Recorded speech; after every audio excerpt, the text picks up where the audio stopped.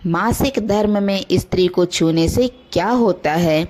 एक समय की बात है, भगवान शिव और माता पार्वती कैलाश पर्वत पर बैठे हुए थे। तभी माता पार्वती ने भगवान शिव से कहा, स्वामी, मेरे मन में दो प्रश्न उठ रहे हैं, आपकी आज्ञा हो तो मैं आपसे पूछूं।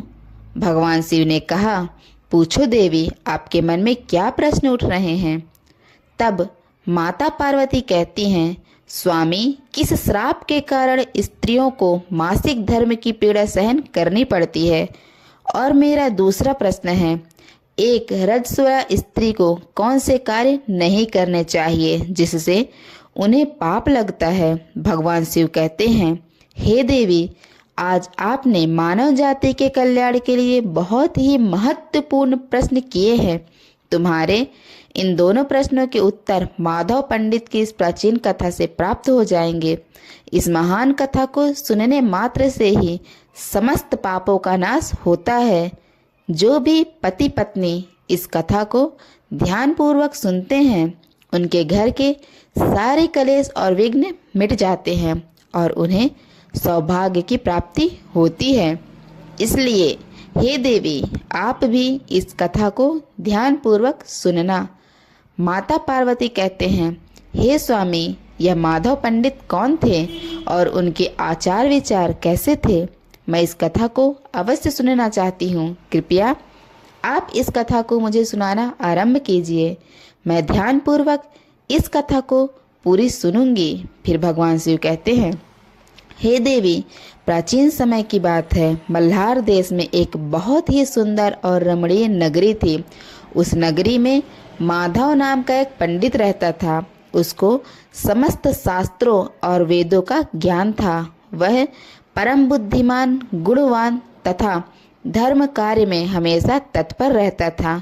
सभी जाति के लोग उसका सम्मान करते थे। वह रोजाना दान धर्म तथा संध्या उपासना किया करता था। वह पंडित पशु पुत्र बंधु बांधव और धन संपत्ति से संपन्न था। उसकी पत्नी का नाम सुजाता था। वह भी अत्यंत रूपवान, चरित्रवान, गुणवान तथा पतिव्रता थी। फिर एक दिन उस पंडित ने अपने घर बहुत बड़े यज्ञ का अनुष्ठान करवाया और अनेक ऋषि मुनियों को स्वयं जाकर निमंत्रण दिया और उस नगरी में निवास करने वाले समस्त मनुष्यों और ब्राह्मणों को उसने यज्ञ तथा भोजन के लिए बुलाया। फिर उस दिन अनेक ऋषि मुनि और उस नगरी के समस्त ब्राह्मण उसके घर पर आए। उस पंडित ने उन सभी का आदर सत्कार किया। फिर उसने सभी को घर के अंदर बुलाया और आसन पर बिठाकर भोजन कराया। ऋषि मुनियों और ब्राह्मणों को भोजन कराने के बाद उसने भगवान शिव का स्मरण करते हुए सभी को कपड़ों आदि का दान करके विदा किया। वे सभी माधव पंडित को आशीर्वाद देकर वहां से चले गए। उसके बाद उसने अपने परिवार के बंधु बांधव तथा अनेक गरीब और भूखे लोगों को भोजन कराया। इस प्रकार से सभी को भोजन कराने के बाद और अनुष्ठान से निवृत्त होकर जब वह पंडित अपने घर के द्वार के सामने खड़ा था, तो उसने देखा कि उसके घर के सामने एक बकरी और शान बातें कर रहे थे। उस पंडित ने उस बकरी और शान की पूरी बात सुनी तो उसे बड़ा आश्चर्य हुआ। वह बकरी और शान उसके माता पिता ही थे, जो पिछले जन्म के पाप के कारण इस जन्म में बकरी और शान बन के आए थे। तब वह पंडित मन ही मन सोचने लगा, यह दोनों तो साक्षात मेरे माता पिता ही हैं, जो मेरे घर पर पशु बनकर आए हैं। किस कारण से इन दोनों को पशुओं का शरीर प्राप्त हुआ है। अब इनके उद्धार के लिए मैं क्या करूं। इस प्रकार मन में विचार करते हुए उस पंडित को रात भर नींद नहीं आई और वह रात भर भगवान शिव का स्मरण करते हुए सोच विचार करने लगा। उसने सोचा, मेरे माता पिता की मुक्ति का उपाय केवल ऋषि सारंग ही बता सकते हैं। फिर सुबह होते ही माधव पंडित स्नान आदि कार्य से निवृत्त होकर ऋषि सारंग के आश्रम पर पहुंच गया। आश्रम पर पहुंचते ही ऋषि सारंग ने माधव पंडित का स्वागत किया और कहने लगे, हे पंडित जी, आज किस कारण से आपका हमारे आश्रम में आगमन हुआ है? आपके मुखमंडल पर यह कैसी उदासी छाई हुई है? बताओ, आपके दुख का क्या कारण है? फिर माधव पंडित कहते हैं, हे गुरुदेव, आपके श्री चरणों में सादर प्रणाम। आपके दर्शन से आज मेरा जन्म सफल हो गया। हे गुरुदेव, आज मैं आपके पास एक जटिल प्रश्न लेकर आया हूँ। कृपया आप ही मुझे इस कष्ट से बाहर निकाल सकते हैं। मैं अत्यंत दुखी और दुर्बल हो गया हूँ। ऋषि सारंग कहते हैं, हे पंडित जी, चिंता ना करो। तुम्हारा जो भी प्रश्न है निसंकोच होकर पूछो। मैं अवश्य तुम्हारी समस्या का समाधान करूंगा। फिर माधव पंडित कहता है, हे गुरुदेव, कल मैंने अपने घर पर शिव चर्चा रखी थी तथा अनेक ब्राह्मणों को और भूखे लोगों को भोजन कराया। विधि पूर्वक भगवान शिव का पूजन किया। फिर मेरे द्वार के ठीक सामने एक बकरी और सांड आया। फिर दोनों मेरे घर के सामने खड़े होकर बातें कर रहे थे। सबसे पहले बकरी उस सांड से इस प्रकार से कहने लगी, हे स्वामी, आज जो घटना घटी उसे ध्यान से सुनिए। हमारे पुत्र के घर में ब्राह्मणों के भोजन के लिए जो दूध रखा हुआ था, उस दूध में एक सांप ने अपना जहर उगल दिया था, जिसे देखकर मुझे बड़ी चिंता होने लगी। उस दूध से भोजन बनने वाला था। अगर सभी लोग उस दूध को खा लेते तो इनकी मृत्यु हो जाती। इसलिए मैंने उस बर्तन से सारा दूध पी लिया और जब बहू की दृष्टि मुझ पर पड़ी तो उसने मुझे खूब पीटा, जिससे मेरा अंग भंग हो गया। मुझे बहुत पीड़ा हो रही है। इसी कारण से मैं लड़खड़ाते हुए चल रही हूँ और मुझे यह पीड़ा सहन नहीं हो रही है। बकरी की बात सुनकर वह सांड बहुत दुखी हुआ और वह खुद का वृतांत सुनाने लगा। हे प्रिय, अब मैं तुम्हें अपने दुख का कारण सुनाता हूँ। मैं पूर्व जन्म में इस माधव पंडित का पिता था। आज इसने सभी ऋषि मुनियों और ब्राह्मणों को भोजन कराया, किंतु इसने मेरे सामने थोड़ी सी भी घास नहीं डाली और ना मुझे जल पिलाया। इसी कारण से मैं बहुत दुखी हो गया हूँ। फिर माधव पंडित कहता है, इस प्रकार से अपने माता पिता को बकरी और सांड के रूप में ऐसी बातें करते हुए देखकर मुझे बड़ा दुख हुआ और मुझे रात भर नींद नहीं आई। हर क्षण मुझे चिंता सता रही है। मैंने कभी कोई पाप नहीं किया है। हमेशा ही मैंने धर्म के कार्य किए हैं। फिर भी मेरे माता पिता को ऐसे कष्ट झेलने पड़ रहे हैं। इसी कारण से आज मैं आपके पास आया हूँ। कृपया आप अपनी योग शक्ति से पता करके मुझे बताइए, किस कारण से मेरे माता पिता की ऐसी दुर्दशा हुई है और उनकी मुक्ति के लिए मुझे कौन सा कर्म करना चाहिए। फिर ऋषि सारंग ध्यान लगाकर उस पंडित के माता पिता के पूर्व जन्म के कर्मों को देखते हैं और पंडित से कहने लगते हैं, हे पंडित, तुम्हारे माता पिता ने पिछले जन्म में घोर पाप किया है। इस पाप के कारण आज उनकी ऐसी दुर्दशा हुई है। फिर पंडित कहता है, हे गुरुदेव, किस पाप के कारण मेरे माता पिता की ऐसी दुर्दशा हुई है? कृपया विस्तार से बताइए, मैं जानना चाहता हूँ। फिर ऋषि सारंग कहते हैं, हे पंडित, तुम ध्यान से सुनो। यह सांड जो तुम्हारे पिता हैं, यह पिछले जन्म में रामनगर के श्रेष्ठ पंडित रहे हैं। इन्होंने एक दिन पूर्णिमा का व्रत करके भोजन किया था।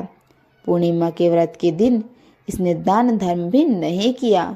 इसने अपने द्वार पर आए हुए भूखों को कभी भोजन नहीं खिलाया। इसने अपने पितरों का श्राप तर्पण भी विधि पूर्वक नहीं किया। तुम्हारे पिता ने पिछले जन्म में मासिक धर्म के दौरान ही तुम्हारी माता के साथ संबंध बनाया था और इसी पाप के कारण इसे इस जन्म में सांड का रूप प्राप्त हुआ है। अब तुम्हारी माता के बारे में सुनो। तुम्हारी माता ने रजस्वला होते हुए भी भोजन बनाया। मासिक धर्म के दौरान ही इसने भगवान की पूजा की, तुलसी को जल चढ़ाया। रजस्वला होते हुए भी इसने भगवान को भोग लगाया। इसी कारण से इसे महापाप लगा है। मासिक धर्म के दौरान स्त्री 3 दिनों के लिए अपवित्र हो जाती है। मासिक धर्म के दौरान कोई पूजा पाठ नहीं करना चाहिए स्त्री को। इन दिनों अपने बाल भी नहीं धोने चाहिए, इससे पति की आयु कम होती है। मासिक धर्म के दौरान पेड़ पौधों को भी स्पर्श नहीं करना चाहिए। रजस्वला स्त्री के साथ संबंध भी नहीं बनाना चाहिए। जो पुरुष रजस्वला के साथ संबंध बनाता है उसे ब्रह्मा हत्या का पाप लगता है। जो पुरुष रजस्वला के वस्त्रों को करता है उसे भी घोर पाप लगता है। रजस्वला स्त्री के शरीर में 3 दिनों तक ब्रह्मा हत्या का पाप निवास करता है और चौथे दिन ही वह स्नान करके पवित्र हो जाती है। चौथे दिन स्नान करने के पश्चात रजस्वला स्त्री को अपने पति का मुख देखना चाहिए, अन्य किसी पुरुष का मुख नहीं देखना चाहिए। यदि पति समीप ना हो तो सूर्य देव के दर्शन करने चाहिए। ऋषि सरंग कहते हैं, हे पंडित, इसी पाप के कारण तुम्हारे पिता को सांड और तुम्हारी माता को बकरी का जन्म प्राप्त हुआ है। माधव पंडित कहता है, हे गुरुदेव, अब आप मुझे अपने माता पिता की मुक्ति के लिए उपाय बताइए। ऋषि सरंग कहते हैं, हे पंडित, तुम किसी भी अमावस्या के दिन अपने माता पिता की मुक्ति के लिए श्राद्ध तथा तर्पण करो और दान धर्म करो, गायों की सेवा करो और अपने माता पिता की मुक्ति के लिए भगवान से प्रार्थना करो। फिर वह पंडित वही करता है। फिर उसके माता पिता को समस्त पापों से मुक्ति मिलती है। भगवान शिव माता पार्वती से कहते हैं, हे देवी, मैं तुम्हें रजस्वला स्त्री को कौन से कार्य नहीं करने चाहिए इस विषय में बता दिया। अब मैं तुम्हें बताता हूँ किस कारण से स्त्री को मासिक धर्म से गुजरना पड़ता है। सतयुग में कालकूट नाम के प्रसिद्ध असुर था। दानव होने के कारण उनका स्वभाव उग्र था और वे हमेशा ही युद्ध करने के लिए तत्पर रहते थे। फिर एक दिन सभी दानव वृत्रासुर के साथ मिलकर स्वर्गलोक पर चढ़ाई करने लगे। उन असुरों के पास भयंकर शक्तिशाली अस्त्र शस्त्र थे जिनका देवता सामना न कर सके और भागकर ब्रह्मा जी के पास चले गए। फिर ब्रह्मा जी ने उन असुरों को परास्त करने का उपाय बताते हुए कहा, हे देवराज इंद्र, तुम इसी क्षण महर्षि दस के पास जाओ। उनके शरीर की हड्डियों से तुम्हें अस्त्र शस्त्र प्रदान करेंगे। उन्हीं अस्त्र शस्त्रों का प्रयोग करके तुम उन असुरों का वध कर सकोगे। फिर सभी देवता महर्षि दत्त के आश्रम पर जाते हैं और उनसे प्रार्थना करके अस्त्र शस्त्र प्रदान करने की विनती करने लगते हैं। फिर संसार के कल्याण के लिए महर्षि दधीच अपने शरीर की हड्डियों से अस्त्र शस्त्रों का निर्माण करते हैं और उन्हीं अस्त्रों में से एक वज्र नाम का अस्त्र होता है जिन्हें देवराज इंद्र धारण कर लेते हैं। फिर सभी देवता उन असुरों से युद्ध करने के लिए निकल जाते हैं। देवता और असुरों के बीच भीषण युद्ध होता है। सभी देवता आकाश में असुरों से युद्ध करने के लिए इकट्ठा हो जाते हैं और प्रहार करने लगते हैं। अग्निदेव अग्नि के प्रहार से के जलाने लगते हैं। फिर अग्नि के प्रभाव से असुरों के शरीर जलने लगते हैं। फिर वरुण देव जल की वर्षा से असुरों को डुबो देते हैं जिससे असुर त्राही त्राही करने लगते हैं। अनेक दिनों तक इस प्रकार से देवताओं और असुरों में भीषण युद्ध चलने लगता है। फिर देवराज इंद्र और वृत्रासुर आमने सामने आ जाते हैं और दोनों के बीच भीषण युद्ध होने लगता है। देवराज इंद्र अपने वज्र का प्रहार करते वृत्रासुर को मार डालते हैं। वृत्रासुर की मृत्यु होते ही उसके शरीर से ब्रह्मा हत्या बाहर निकलती है और देवराज इंद्र का पीछा करने लगती है। फिर वह ब्रह्मा हत्या इंद्र के शरीर में प्रवेश कर जाती है जिससे इंद्र को ब्रह्मा हत्या का प्राप लगता है। देवराज इंद्र ब्रह्मा जी के पास जाते हैं और उनसे ब्रह्मा हत्या से छूट पाने के लिए कहते हैं। ब्रह्मा जी उस ब्रह्मा हत्या को देवराज इंद्र के शरीर से बाहर निकालने की आज्ञा देते हैं।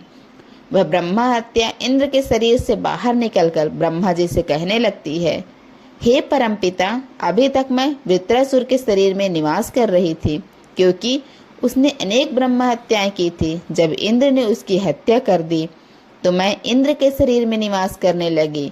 अब आप ही मुझे उचित स्थान दीजिए जहाँ पर मैं रह सकूं। फिर ब्रह्मा जी कहने लगे हैं, हे ब्रह्मा हत्या, मैं तुम्हें उचित स्थान देता हूँ।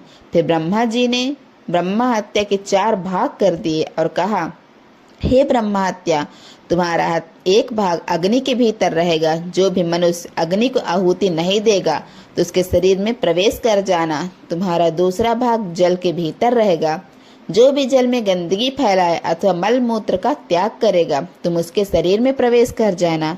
तुम्हारा तीसरा भाग पेड़ पौधों में रहेगा। जो भी मनुष्य बिना कारण ही वृक्षों को काटेगा उसे भी ब्रह्मा हत्या का पाप लगेगा। फिर ब्रह्मा जी ने अप्सराओं को अपने पास बुलाया और कहा, हे अप्सराओं, इस ब्रह्मा हत्या का 1/4 भाग तुम ग्रहण करो। अप्सराएं कहने लगी, हे प्रभु, आपकी आज्ञा से हम इसे ग्रहण करने के लिए तैयार हैं, किंतु हमें भी इससे मुक्ति का उपाय बताइए।